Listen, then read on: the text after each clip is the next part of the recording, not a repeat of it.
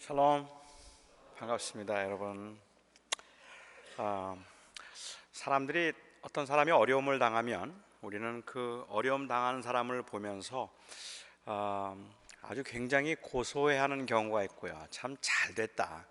한번 그렇게 그 사람은 혼이 좀 나봐야 된다라고 고소하게 생각하는 그러한 경우도 있겠고, 아니면 다른 사람들이 당하는 고난에 대해서 아주 무관심한 사람도 있겠고, 남들이 당하는 고난을 자기가 유익을 취할 수 있는 어떤 기회로 생각하는 사람도 있을 것이고, 그 다른 사람들이 당하는 고난을 마치 내가 고난을 당하는 것처럼 그렇게 안타까워할 수도 있을 것 같아요. 저는 제가 어릴 적에 했던 그 경험 때문에 제가 얼마나 참 나쁜 사람인가 하는 것을 알았고, 지금까지도 저는 그게 저한테는 하나의 트라우마처럼 작용할 때가 종종 있습니다. 중학교 2학년 때였는데요. 제 룸메이트가 정말 문제도 많고 어려움도 많았던 친구입니다. 환경도 아주 열악한 환경이었던 것 같은데, 학교에 대해서도 불만이 많고 부모에 대해서도 너무 불만이 많고, 그리고 이 상처가 많았던 친구인 것 같아요. 저하고는 비교적 가깝게 지내기는 했는데, 이 친구는 그냥 이 사람들하고 어울려서 다른 친구들하고 싸움을 주로 하고, 그리고 뭐 공부는 물론 하지도 않으면서 문제만 일으키는 그러한 친구였습니다.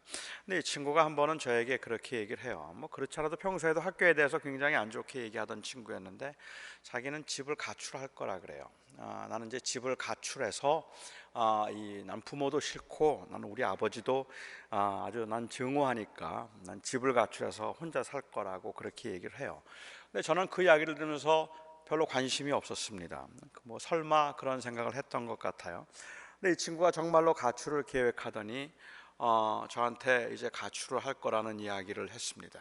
근데 제가 얼마나 못된 사람인가 하면, 그 이야기를 듣고 난 다음에 그 친구에게, 이제 돈을 모으고 있던 중이니까 그 친구에게, 그 교련복을 나한테 좀 싸게 팔면 어떻겠느냐, 그 교과서 나한테 좀 싸게 팔고, 그 다음에 내 가지고 있는 거 좋은 것들이 있는 거 그거를 나한테 넘겨라, 내가 싸게 사주겠다.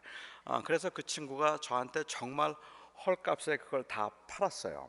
그리고 저는 지금 집을 가출하겠다는 그 친구, 중학교 2학년짜리인데, 보통 사람들 같으면 선생님을 찾아가서 이야기를 하거나 그 아이에게 그러지 말라고, 친구인데 권면을 할 텐데, 저는 그런 건 별로 상관이 없고, 이것이 제가 가지고 있는 걸 좀 싸게 살 수 있는 기회겠구나 싶은 생각이 들어서 제가 그거를 싼 값에 샀습니다. 한 달쯤 지났는데 아버지가 학교를 오셨어요. 그 아버지가 학교로 오셔서 이 아들이 지금 집을 가출을 했는데 그러면서 굉장히 막 힘들어 하시는 거예요. 선생님하고 그 아버지하고 저를 불렀습니다. 저를 불러서 저에게 야, 우리 아들이 집을 가출하는 건 넌 알고 있었느냐?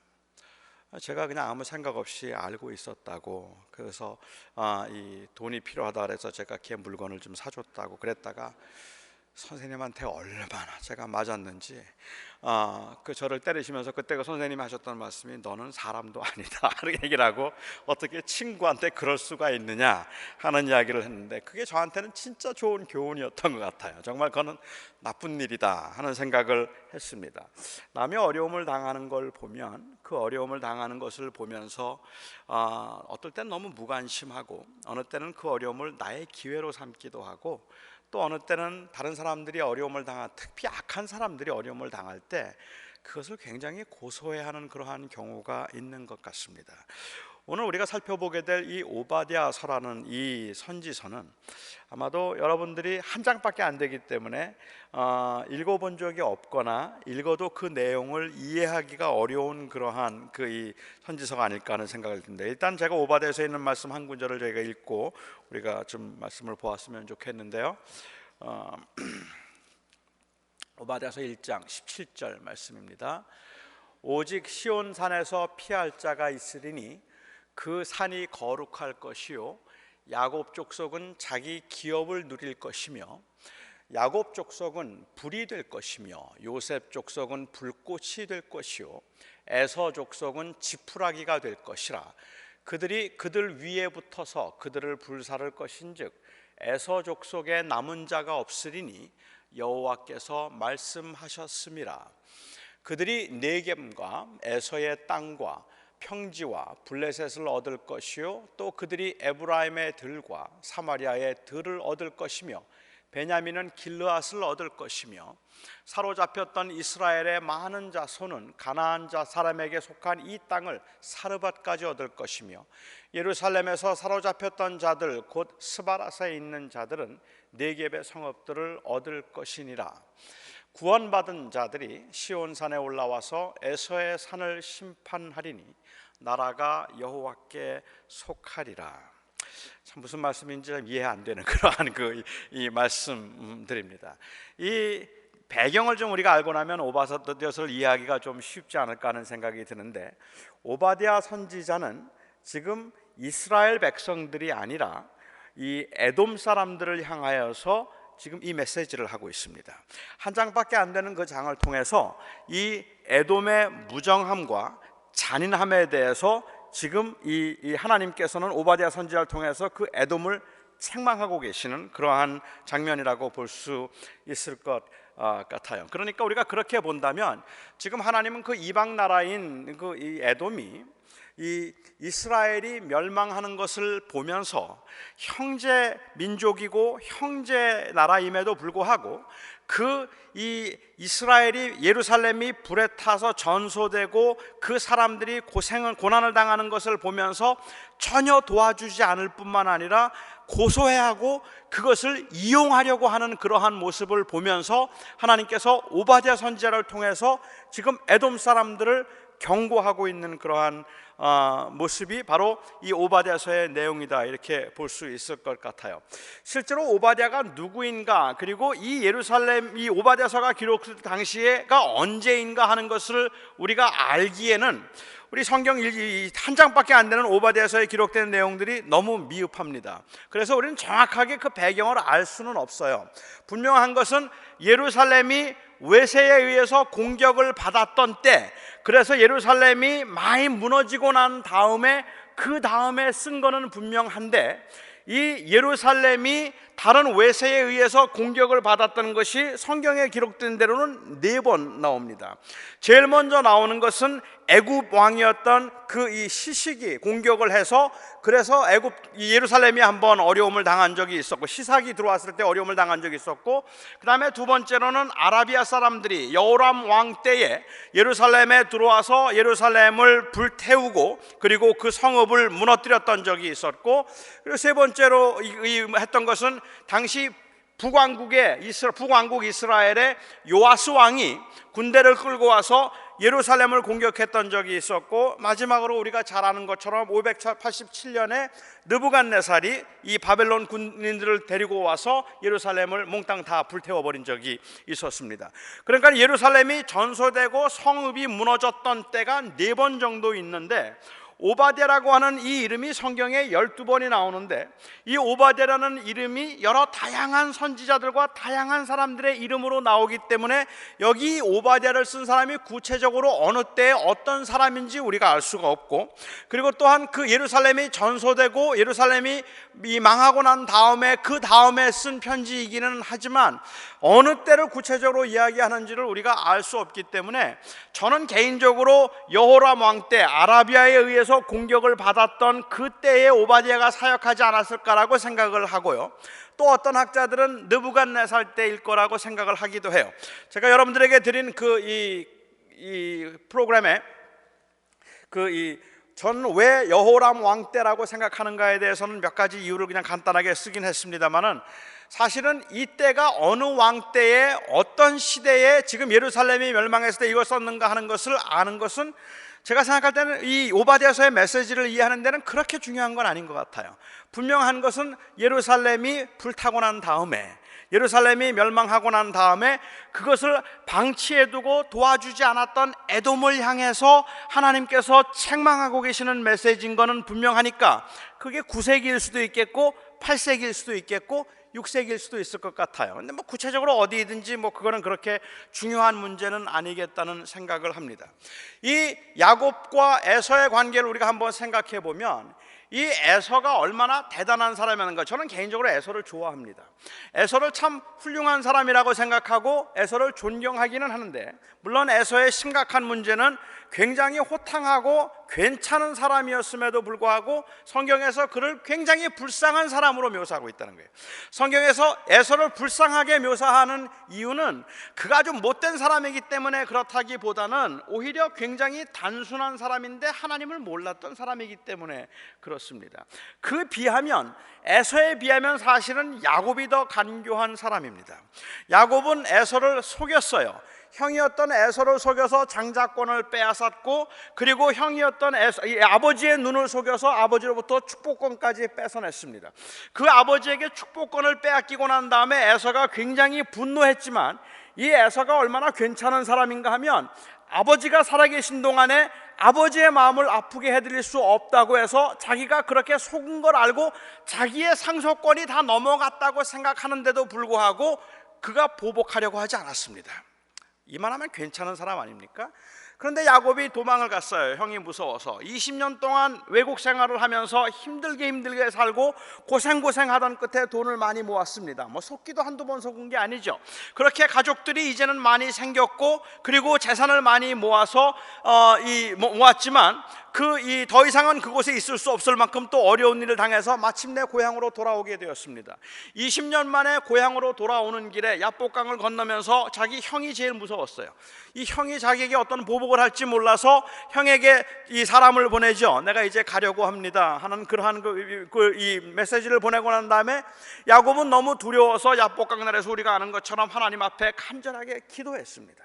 자기를 좀 살려주시고 하나님이 자기를 좀 도와주셔서 이 어려움을 당하지 않게 해주셨으면 하는 간절한 마음으로 기도했는데, 기도하기 전에 그는 자기의 재산을 반으로 나누어서 제일 먼저 에서에게 줄 재산을 그가 보냈어요. 보내면서 그 앞에 있는 사람에게 말하기를, 에서가 이게 무슨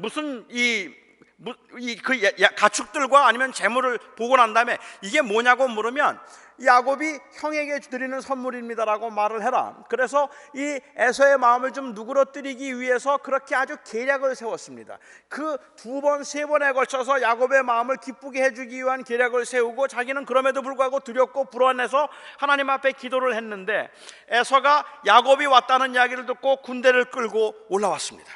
그런데 이 에서는 군대를 데리고 올라오기는 했지만 그가 올라왔던 이유는 야곱을 보복하기 위해서 왔던 것이 아니라 야곱을 보호하기 위해서 왔던 것 같아요. 야곱을 보자마자 야곱을 껴안고 부둥켜 안으면서 에서가 야곱이 잘못했다고 하니까 그런 말 하지 말라고, 그 무슨 그런 얘기 하느냐고, 이미 다 지나간 이야기. 얼마나 멋있어요. 괜찮다고. 그리고는 그를 감싸 안았습니다. 형에게 이렇게 재물을 드리려고 제가 합니다. 필요 없다. 나 돈 많으니까 이거 다 너 가져도 괜찮다. 나는 그런 거 필요 없다. 호탕한 사람입니다. 그리고는 야곱에게 빨리 집으로 가서 아버지 보자고. 20년 만에 집에 돌아오는 겁니다. 아버지 가서 뵙고 아버지에게 인사해야지. 야곱이 이야기합니다. 형님 먼저 가십시오. 제가 곧 따라가서 아버지에게 인사드리겠습니다. 그래서 에서가 그러면 빨리 따라오라고 하고는 에서가 먼저 떠났어요. 야곱은 이삭에게 가지 않았습니다. 아버지에게 가지 않고 그 북쪽에 있는 세겜 땅에 정착을 했어요. 아직도 형이 무서웠기 때문일 수도 있습니다. 아니, 그것보다 지금 그 근처에까지 다 왔는데 불과 이제는 며칠만 걸어가면 아버지가 계신 곳에 20년 만에 와서 아버지에게 인사조차 한번 하지 않아요. 찾아가서 인사 한번 하지 않아요. 야곱 이런 사람입니다. 그래서 그는 인사도 하지 않고 세겜 땅에 그냥 머물기로 했어요. 거기에 자리 잡고 거기서 정착해서 거기서 살려고 하는데 이 야곱의 아들들이 문제가 일으키죠. 그래서 세겜의 왕자와 문제가 되고, 그래서 거기 있는 사람들을 죽여서 결국은 어쩔 수 없이 도망을 가게 되고, 하는 수 없이 그가 도망을 가서 아버지가 있는 그 남방으로 내려오게 됩니다. 저는 제가 만약에 형이었다 그러면 그거 괘씸해서 그거 못 볼 것 같아요. 이게 아직도 정신을 못 차렸나라는 생각을 할 것 같아요. 그런데 야곱이 내려왔을 때 에서는 한마디 하지 않습니다. 그리고 그 야곱을 받아들여서 자기와 함께 거하게 하는데, 그 좁은 땅에, 에서가 살고 있던 땅에 야곱이 사람들과 가축들을 데리고 와서 살기 시작하니까, 그러니까는 땅이 점점 좁아지지 않겠습니까?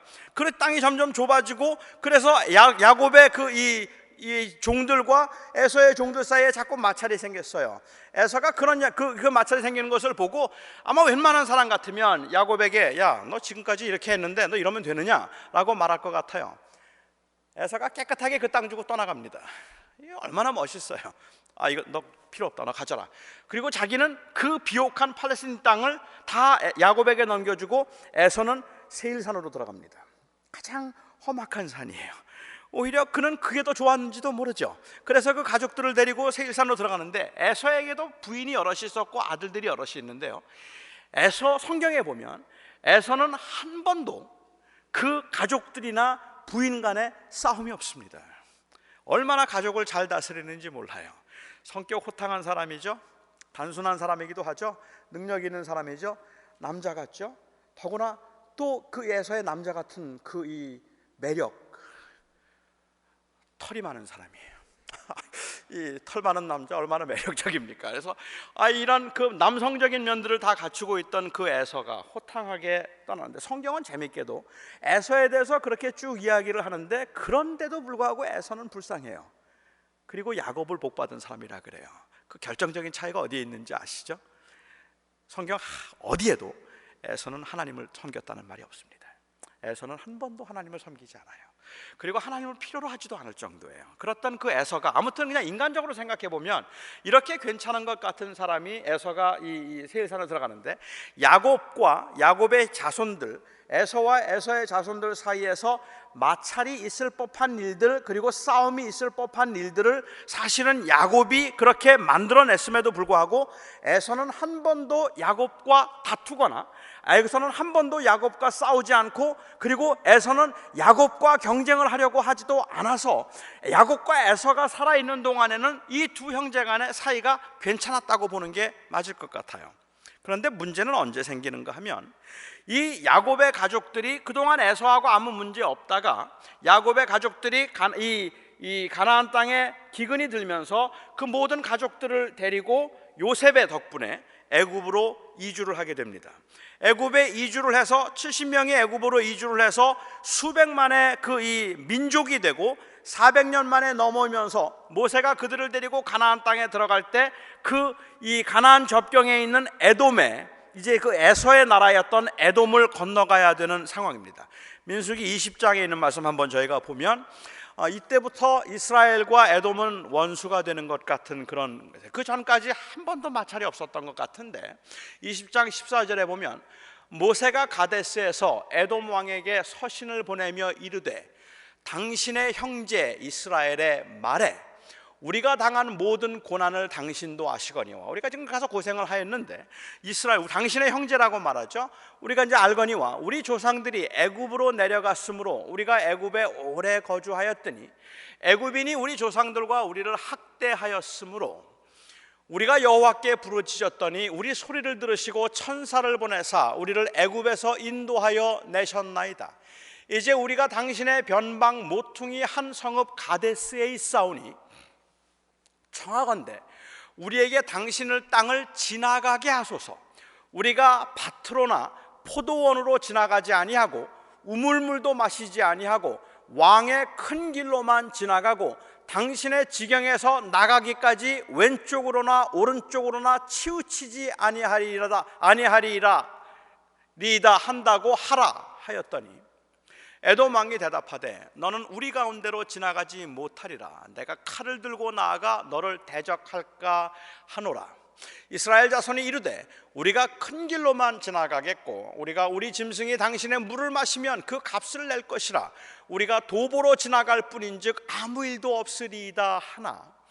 그는 이르되 너는 지나가지 못하리라 하고 에돔 왕이 많은 백성을 거느리고 나와서 강한 손으로 막으니 에돔 왕이 이같이 이스라엘이 그의 영토로 지나감을 용납하지 아니하므로 이스라엘이 그들에게서 돌이키니라. 성경에 나와 있는 에돔 자손과 이스라엘 자손이 부딪히는 첫 장면입니다. 그러니까는 그들이 광야에서 돌아오고 난 광야를 지나서 이제 가나안으로 돌아올 때 그 에돔 땅을 지나가고자 하는데, 사실 에돔 왕의 입장에서는 이해가 되지 않습니까? 지난 40년 동안 이스라엘은 광야에서 모든 이 적들과 싸워서 진 적이 없는 민족입니다. 그들이 지나가면서 많은 사람들을 물리쳤고 많은 전쟁에서 이겨서 가나안 땅에 들어갈 때쯤에 그 가나안에 있는 사람들 사이에서 소문이 나기를 이들은 전쟁에 능한 자이고 홍해를 건너고 애굽을 물리친 자들이라고 소문이 나 있었기 때문에 그들이 가까이 오고 있다는 이야기를 듣고 여리고 있던 사람들의 무릎이 녹았다고 말할 정도로 사람들은 이스라엘 백성들을 두려워하고 있었어요. 그런 이스라엘 백성들이 지금 에돔 땅을 지나가겠다고 하니까 에돔 왕의 입장에서는 이들이 혹이라도 우리를 공격하거나 치면 어떻게 하는 생각 들지 않았겠습니까? 못 가겠죠. 당연히 못 가겠습니다. 그래서 가지 못하게 하고 그들이 돌이키면서 에돔 사람들하고 이스라엘 사람들하고는 그 이후에는 지속적인 마찰이 됩니다. 다윗과 솔로몬 때는 에돔을 공격해서 이제 에돔을 이스라엘의 속국으로 만들기도 했지만 지속적인 마찰이 있던 그러한 상황입니다. 사이가 별로 안 좋은 사이기는 했었어요. 에돔은 이 이스라엘을 싫어했고 두려워했고 이스라엘은 에돔을 무시했다, 이렇게 말해도 틀리지 않을 것 같습니다. 그런데 오늘 말씀에도 우리가 모세가 얘기하는 것처럼 400년이 지나고 난 다음에도 이스라엘 백성들이 생각하기에 에돔은 형제예요. 야곱과 에서가 형제이기 때문에 그 민족은 형제 민족이라고 생각했고 그래도 비교적 가까운 민족이라고 생각을 했던 겁니다. 그런데 이 유다 땅이 공격을 받았어요. 그리고 아라비아에 의해서 공격을 받아서 그 성읍이 불타기 시작하고 많은 사람들이 종으로 팔려가는데, 너무 황당했던 건 오바댜서 1장에서 기록하는 것처럼 이 아라비아 사람들이 이 예루살렘에 있던 그 백성들을 포로로 잡아다가 그들을 노예로 팔았는데 어디에다 팔았는지 아십니까? 에돔에 팔았어요. 그리고 에돔 사람들은 자기들이 오히려 돈을 벌 수 있는 기회라고 생각을 하고 그 형제국에 있던 이스라엘 사람들을 포로로 산 겁니다. 왠지 자꾸 떠오르는 사람이 있잖아요. 저하고 똑같지 않습니까? 저 비슷한 사람들 아닙니까? 이렇게 자기 형제가 어려움을 당하고 있다고 생각을 하는데 오히려 그것을 자기가 유익을 얻을 수 있는 기회라고 생각을 해서 너무 잔인하고 너무 무정하게도 그들을 샀습니다. 하나님께서는 그렇게 노예로 사고 이스라엘 백성들이 고난을 당하고 핍박을 당하는데 도와주지도 않았고 오히려 그것을 고소하게 생각하고 오히려 그것을 보면서 잘됐다고 박수를 치고 있던 그 에돔 사람들을 향하여서 오바댜라는 선지자를 세워서 하나님께서는 그들을 책망하고 계시고 이제 하나님께서 그들에게 심판이 임할 것이라고 말씀하고 계시는 것을 우리가 볼 수 있습니다. 제가 결론부터 말씀을 드린다면, 사실 이 사건을 보면서 저희가 좀 생각을 하게 만드는 것은 유다 백성들이 하나님 앞에 범죄하였기 때문에, 특별히 여호람 때에 하나님 앞에 범죄함으로 하나님께서 이 유다 백성들에게 진노하셔서 아라비아 사람들을 보내서 그들을 치신다는 걸 오바댜가 몰랐겠습니까? 이건 하나님께서 징계하시는 겁니다. 하나님께서 그들을 지금 치고 계시는 겁니다. 하나님께서 하나님을 거역하고 하나님을 떠났던 그들을 하나님께서 그대로 두지 아니하시고 하나님께서 벌하시는 거란 말입니다. 그렇게 하나님께서 벌하시는 것을 보면서, 그래, 하나님 앞에 범죄했기 때문에 하나님 앞에 맞아도 싸다, 하나님 앞에 그렇게 함부로 행하더니 하나님이 결국은 매를 드셨구나라고 생각을 하고 그것을 사람들이 고소해야 할 수 있을 것 같은데, 그렇게 고소해야 하는 사람들을 하나님께서 책망하시고 계시는 모습이란 말입니다. 다른 사람들이 고난당할 때 그것이 하나님께서 치신 매라고 할지라도 우리는 다른 사람들이 당하는 고난을 보면서 우리가 고소해하거나 아니면 잘됐다고 말하면 하나님이 기뻐하시는 일이 아니에요. 어려운 사람들, 정말 나에게 아주 악을 행한 사람이라 할지라도 하나님께서 그에게 벌을 내리고 계시는 것이 분명하다고 할지라도 하나님께서 하나님의 사람들에게 기대하고 계시는 것은 어쩌면, 전 분명히 믿기는, 하나님께서 기대하시는 것은 그 사람들이 당하는 고난을 보면서 안타까워할 수 있고 울 수 있는 마음이라고 저는 생각합니다.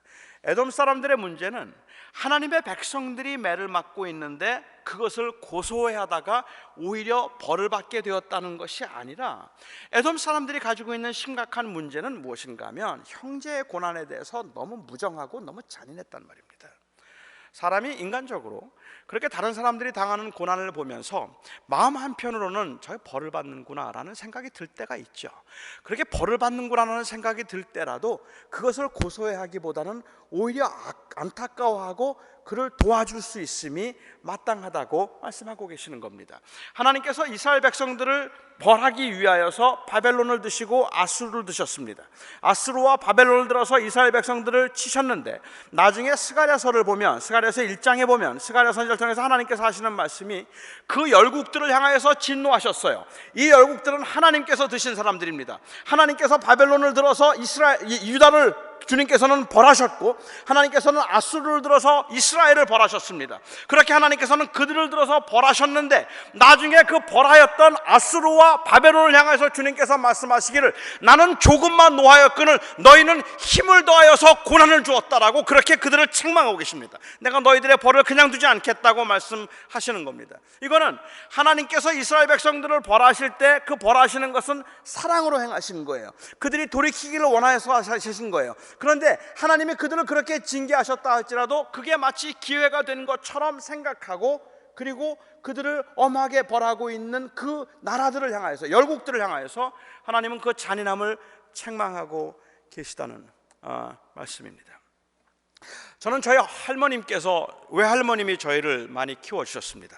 저희 어머님은 사업을 이제 하신다고 이제 밖에 많이 계셨고, 그리고 집안일을 별로 돌볼 기회가 없으셔서 저희 어머님은 항상 바쁘셨던 분으로 제가 기억을 하고, 저희 외할머님께서 저희들을 돌보셨습니다. 그런데 여러분 뭐 다 경험하셨지만 이 손주들은 외할머니 말을 잘 안 듣습니다.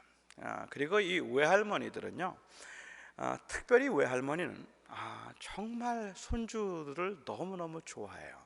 이 할아버지들은 이 손주, 할아버지 할머니는 손주를 정말 좋아해서 아무리 할머니가 야단을 치고 할머니가 뭐라고 말을 해도 손주는 그 할머니가 조금 무섭지도 않아요. 그렇게 야단을 치는 게 무섭지가 않아요. 할머니가 야단 치는 건 정말 안 무섭습니다. 그러니까 저희 할머님이 굉장히 강하신 분인데도 저희 외할머님이 야단을 치시고 막 화를 내시고 뭐 그렇게 하셔도 저는 하나도 안 무서웠어요. 그러니까는 제가 하도 말썽을 피우고 말을 안 듣고, 뭐 말을 안 들었다는 게 제가 무슨 나쁜 짓을 하기보다는 그냥 친구들이 좋아서 주로 밖에서 친구들하고 노는 걸 좋아하니까 저녁 늦게까지 친구들하고 놀다 오고 뭐 운동하다가 들어오고, 이제 그렇게 하면 왜 그렇게 늦게 들어오느냐고 저희 할머님이 야단을 치시는데 그냥 씩 웃고 들어가면 그만입니다. 하도 말을 안 들으니까 저희 할머님이 이제 저희 어머니한테 이르십니다. 그런데 저는 저희 어머님은 정말 무서웠어요. 저희 어머님은 그냥 야단을 치시면 정말 겁이 나요. 우리 할머니가 야단치는 건 뭐 하루에 10번을 야단을 맞아도 그냥 아무렇지도 않은데, 어머니가 야단을 치면 그렇게 무서웠습니다. 제가 언제 한번 설교 시간에 말씀을 드렸었는데, 너무 말을 안 들으니까 저희 어머니께서 한 번은 저를 데리고 한강에 가셨어요. 한강에 가셔서 너하고 나하고 여기서 죽자 그러시더라고요. 그래서 얼마나 제가 그때 놀랐는지, 제가 다시는 이러지 않고 말 잘 듣겠다고 다짐을 하고 그 일주일도 안 가더라고요. 근데 이제 저희 어머님은 좀 무섭고 강하셨던 분이라면, 엄하셨다면, 이제 저희 할머님은 이제 굉장히, 어떻게 보면 굉장히 많이 화를 내셨고 야단을 치셨는데도 별로 무섭지가 않아서, 저희 할머니께서 이제 저희 어머니가 오시면 너무 말을 안 들으면 이르십니다. 제가 너무 말을 안 들어서 아주 그냥 혼을 좀 내줘야 된다고, 진준이를 좀 혼 좀 내주라고, 말을 너무 안 듣는다 그래요. 그러면 저희 어머님께서 굉장히 화가 나셔서 말을 안 들으니까 할머니께 이제 미안한 것도 있고, 그러니까 저를 불러서 야단을 치십니다. 그리고 매를 들고 저를 때리시는데, 딱 그저 한 대 때리시려 그러면 저희 할머님께서 달려드셔서 막으십니다. 저를 막으시면서, 아니 애를 이렇게 잡으려고 그러면 어떡하느냐고, 됐다고 이제 틀림없이 잘못했다고 이제는 그랬으니까 이제는 마음 잡을 거라고, 절대로 잘할 테니까 이제 그만하라고 막 그래요. 그러면 저희 어머님께서 화를 내시면서 저를 가라고, 애가 그렇게 하니까는 버릇이 나빠지는 거라고 자꾸만 저희 어머님은 이제 할머니 보고 비키시라 그러고서 이제 더 때리시라 그러시면 할머님이 막 막으셔서 이제 그만하라고 이제 저를 말리시고 막으시는 모습을 봅니다. 저는 근데 저희 어머님께서 할머님이 그렇게 이르셔서 저를 때리셔도 할머님이 오셔서 막으시면서 이제 그만 좀 하라고, 됐다고, 말 잘 들을 거라고 그렇게 말려주시는 것을 저희 어머님은 오히려 더 좋아하셨을 것 같아요. 그걸 기뻐하셨을 것 같아요. 만일 할머님께서 저에게 쟤 좀 혼내주라고 말씀하시고 난 다음에 어머님이 매를 들고 저를 때리시는데 저희 할머님께서 거기 옆에서 이렇게 팔짱을 끼고서 그래 잘한다, 그 시원하다, 그 녀석 좀 그거 맞아서 싸다, 더 때려 저렇게 해서 뭐 아프겠어, 정신 차리게 아주 그냥 반쯤 죽여라, 막 이렇게 말씀을 하셨더라면 저는 저희 어머님께서 오히려 언짢으셨을 것 같아요. 화가 나셨을 것 같아요. 그건 아닌 것 같다는 거죠. 그런데 저희 할머님은 어김없이 저를 말려주셨습니다. 지금 생각하면 저희 할머님이 참 그런 의미에서는 참 고마워요. 한번 어머니한테 일을 실을 때는 제가 화가 나지만 그래도 그 마음이 어떤 마음인가를 제가 알기 때문에 그렇습니다. 하나님께서 이스라엘 백성들을 들어서 때리시면 그 주변에 있는 형제, 특별히 에돔 나라라면 그렇게 해서 그 고난당하는 사람들을 보면서 저거 어떻게 하면 좋을까, 저거 저렇게 해서 굶어서 저거 될까라는 생각이 들어서 먹을 것을 가져다 주기도 하고 도와주기도 한다면 그거 가만 내버려 두라니까, 그들은 내가 벌하는 것이니까 아무도 그에게 손도 대지 말고 그를 도와주지 말라, 주님께서 그렇게 말씀하셔도 그래도 그들을 도와주기 위해서 손을 내미는 사람들을 보시고 주님께서는 그것을 기뻐하신다는 말씀입니다. 그래, 그렇게 하는 거라는 거예요. 그렇게 하는 거라고 주님께서, 왜? 주님께서 그렇게 벌하시는 이유는 바로 사랑으로 하기 때문에 그렇다는 말이죠. 하나님께서 잘못한 사람들에게 매를 드셔서 때리실 때 하나님의 사람들이 그 앞에서 하나님 잘하셨습니다, 혼 좀 더 때려주세요, 다 뺏으세요, 아주 망하게 해주세요 라고 말하면 하나님께서 기뻐하실까? 아니란 말이에요. 오늘 이 오바댜서를 보면 우리가 알 수 있다는 거죠. 오바댜서를 보면서 하나님께서는 그렇게 하고 있는 그렇게 했던 에돔을 향해서 주님께서는 진노하고 계시는 겁니다. 어찌 그리 무정하냐, 어찌 그렇게 내 형제가 당하고 있는데, 형제가 매를 맞고 있는데, 이거 하나님께서 하신 거예요 지금. 그럼에도 불구하고 형제가 이렇게 매를 맞고 있는데 왜 그것을 그냥 네가 오히려 기뻐하고 방관하고 오히려 너의 이익으로 삼으려고 하는가 라고 주님께서 그렇게 책망하시는 것을 우리가 볼 수가 있습니다. 저는 이것이 바로 우리들이 이 땅에 살아가면서 하나님의 사람들이 가져야 될 마음이라고 생각합니다. 죄를 지은 사람들이라면 매를 맞아야 합니다. 죄를 지은 사람들은 당연히 벌을 받아야 합니다. 하지만 그 벌을 내리고 매를 때리는 이유가 어디에 있는가 하면 그를 바로 세우기 위한 것이고 사랑하기 때문에 하는 것이라서 우리의 형제들이, 그리고 우리의 그 주변에 있는 사람들 중에 악인이라 할지라도 그 악인이 하나님께 매를 맞아서 고난을 당하고 있다고 생각하면 저는 그 악인이 고난을 당하고 매를 맞을 때 우리 믿는 사람들이 먹을 걸 가져다 주는 게 맞다고 생각해요. 그때 우리가 먹을 걸 가져다 주고, 그때 우리가 그 죄를 용납해서가 아니라 그때 우리가 그를 불쌍히 여길 수 있는 마음이 있어야 된다고 저는 생각합니다. 성경에 보면 예수님께서 말씀하시기를, 옛사람에게 말한 바 이웃을 사랑하라는 말을 너희가 들었거니와 나는 네게 이르노니 원수까지라도 사랑하라 라고 말씀하셨습니다. 여러분, 원수를 사랑하라는 말이, 그 말 자체가 모순인 걸 아십니까? 우리가 누구를 원수라고 생각하면서 그 원수를 사랑하려고 하는, 노력하는 그 자체가 이미 벌써 모순이라는 말이에요. 내가 누구를 좋아하고 사랑하겠다고 했으면 그는 더 이상 원수가 되지 않는 겁니다. 그는 원수라고 부르면 안 되는 거예요. 우리가 누구를 사랑하면서 저 지긋지긋한 원수, 그렇지만 내가 사랑해야지 라고 생각하고 사랑하려고 하니까 사랑이 안 돼요. 원수를 사랑하는 건 불가능할 것 같아요.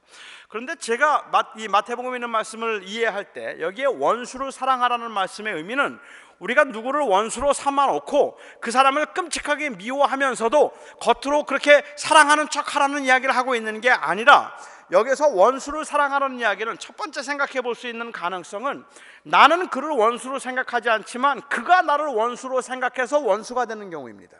이런 경우는 얼마든지 있을 것 같아요. 난 누굴 미워하지 않아요. 그렇지만 그 사람이 유난히 나를 미워해요. 유난히 나를 원수로 생각해요. 그러니까 그 사람이 나를 항상 원수라고 생각해서 나를 원수라고 생각한다면 그 원수를 사랑하라는 말이에요. 그러니까 내가 그를 원수로 생각하고 있지 않아도 원수의 관계가 만들어진다면 그렇게 하라는 이야기일 거라는 겁니다. 두 번째로, 원수를 사랑하라는 말씀의 의미는 우리에게 주어진 상황이나 정황을 보아서는 틀림없는 원수인 경우들이 있어요.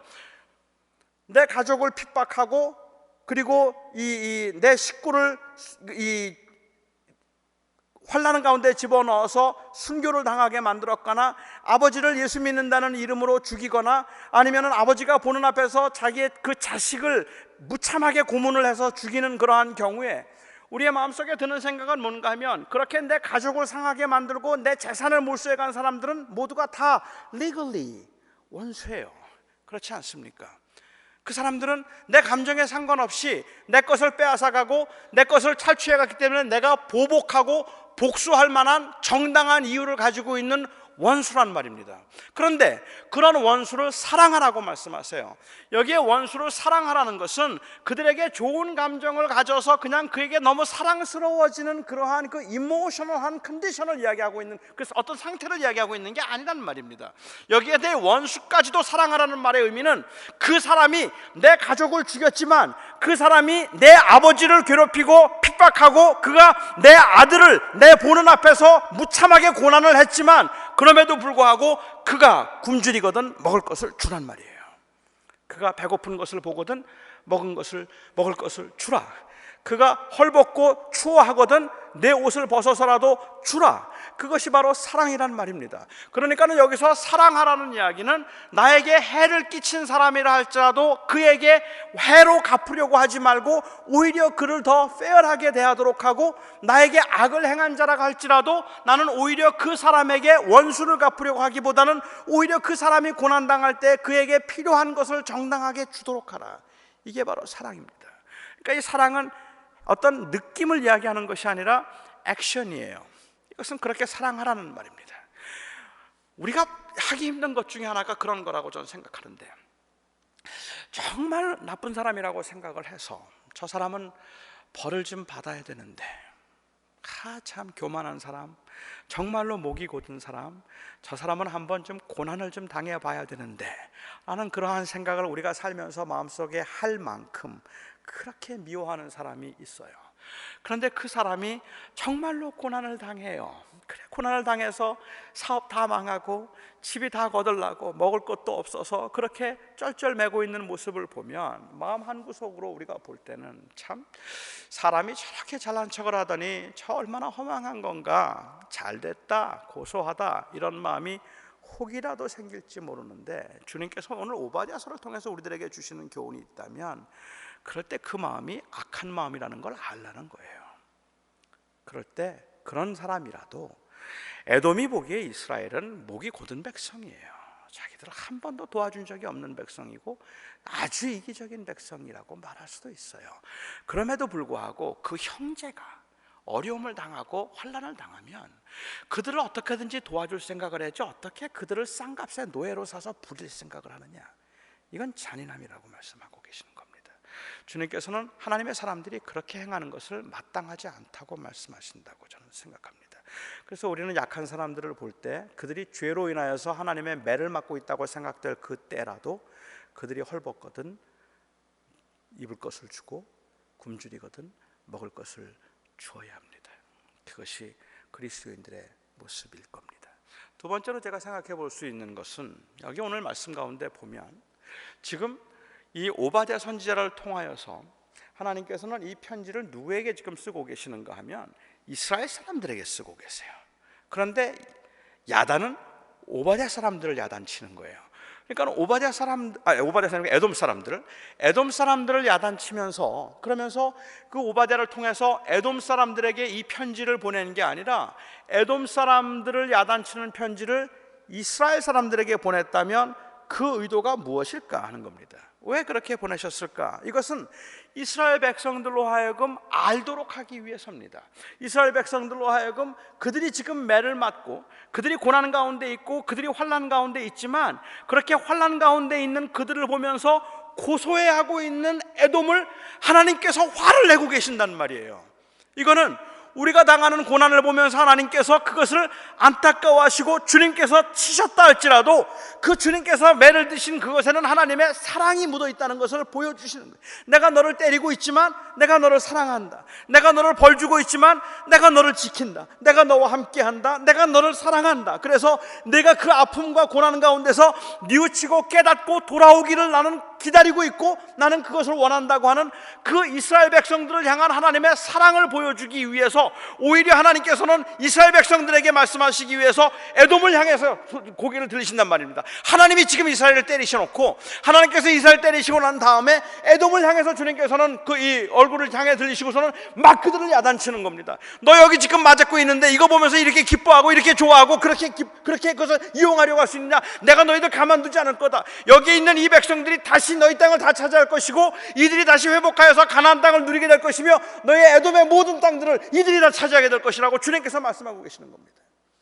결국은 주님께서는 하나님이 매를 드셨다고 할지라도 하나님은 그 우리를 때로는 환난 가운데 때로는 고난 가운데 우리를 가게 만드시는 그 하나님의 마음은 언제나 우리를 향한 사랑이라는 것을 오바댜서를 통해서 우리들에게 보여주고 있는 겁니다.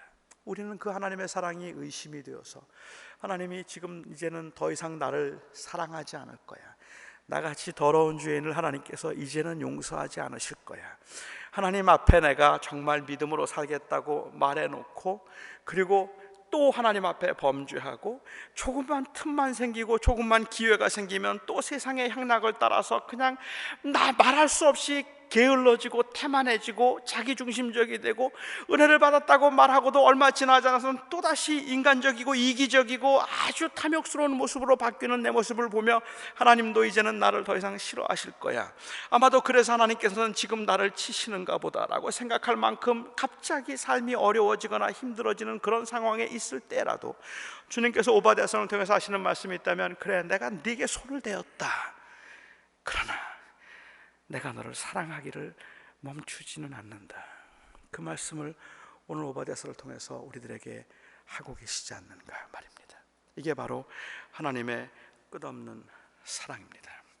오바댜서는 한 장의 짧은 그 장이긴 하지만 이 한 장의 짧은 장을 통해서 에돔을 책망하시는, 특별히 이스라엘 하나님의 백성들의 환난, 이게 여호람의 사건이었던 느부갓네살의 사건이었던 그 환난의 이유는 이스라엘 백성들의 범죄함입니다.